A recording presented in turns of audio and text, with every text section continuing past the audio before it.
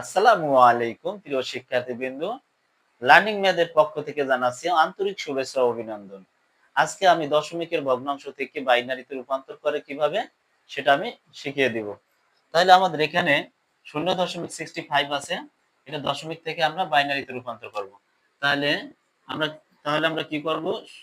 65 এখানে নিয়ে আসবো। 65 কে গুণ করব বেস দ্বারা 2।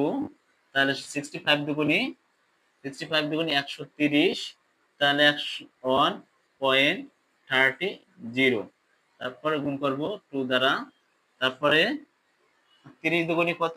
60, তাহলে দশমিক 60। এখানে হবে 0।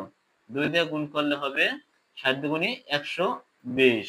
তাই এখানে আসবে 1, এখানে আসবে 20।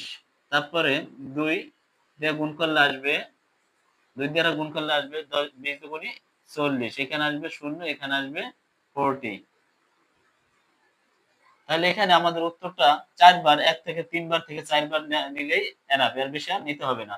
তাহলে এখান থেকে আমরা উপর থেকে নিচের দিকে উত্তরটা সাজিয়ে লিখব। তাহলে 1 1 0 1 0 1 0।